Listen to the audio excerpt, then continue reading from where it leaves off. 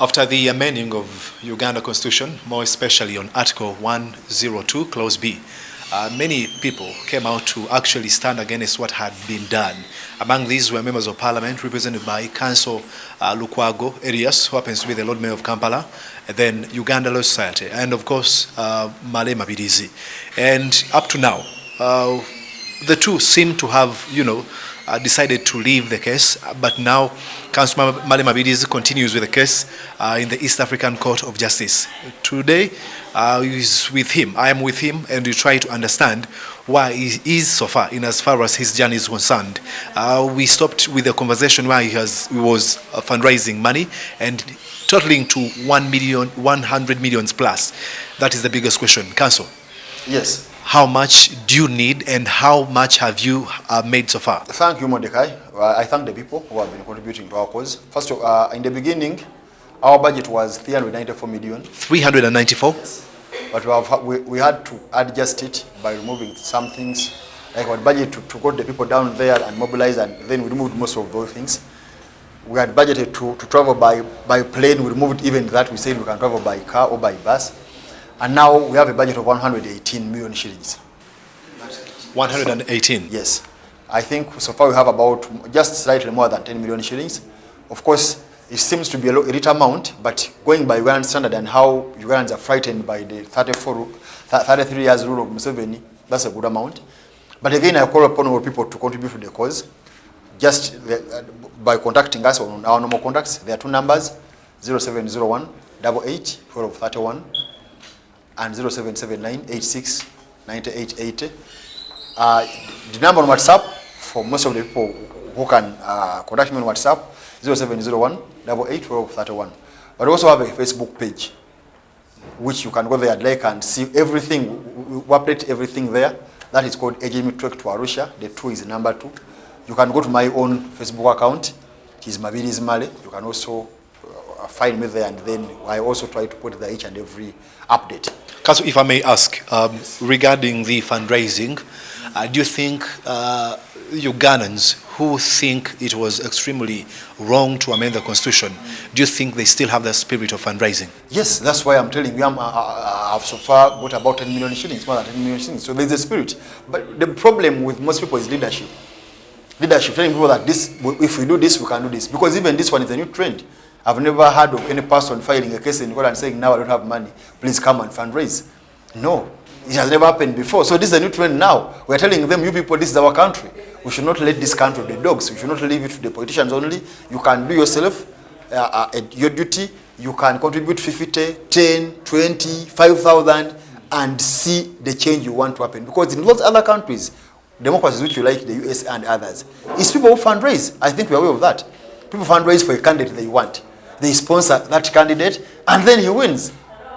Because you must finance what you want. So this is a trend which at least I'm proud that I'm introducing it now. That if there is something wrong, you want to challenge and it's expensive, you can combine efforts and do it. Because some people think, they are not interested in the East African Court of Justice. They think nothing will be gotten from there. So how can you interest them to be part of you? Because most of them are ignorant. There is a deliberate plan by Museveni in 1999. Although he keeps on promoting South African community where he wants to be a leader, he keeps on undermining the court. Because he knows once people get to know that that court has powers, then he will be... But does it really have power? Yes. Every person watching us can access Google. Just can look at that tweet. Look at Article 7 and 6 talk about rule of law and the principles.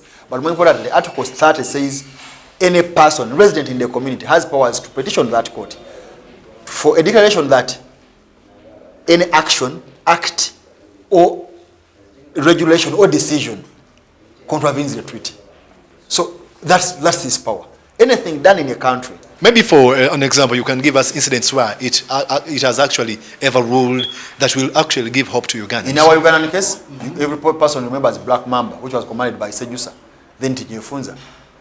People, Katabas and others went to that court. The court said that contravened the principles of the community.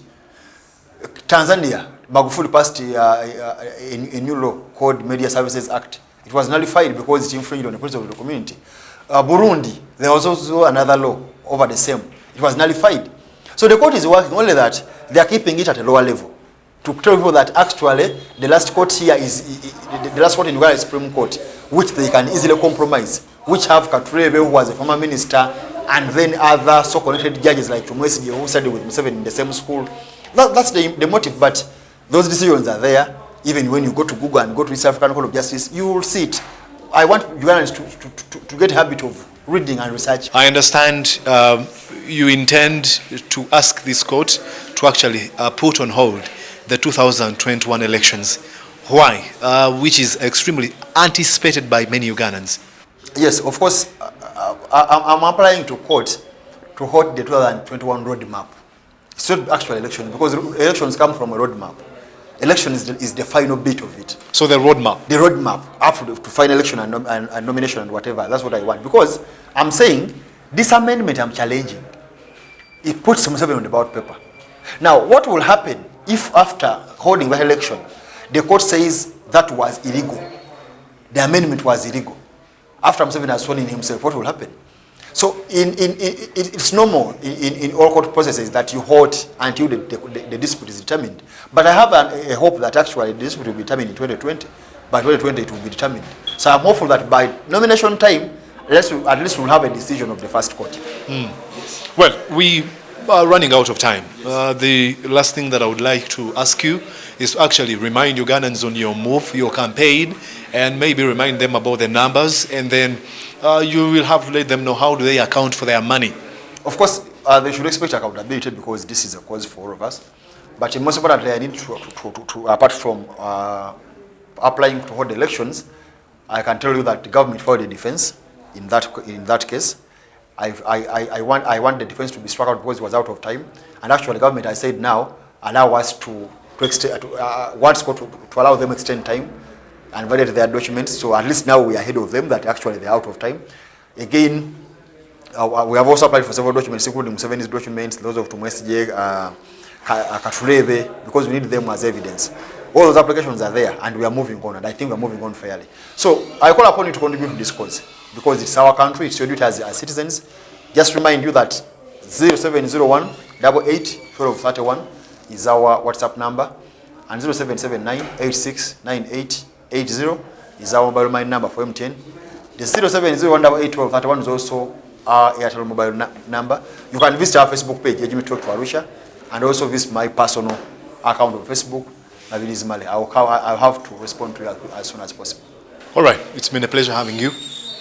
Well, we just cannot go beyond this. I wish you a blessed time. It's been Council Male Mabilizi. I wish you some great time.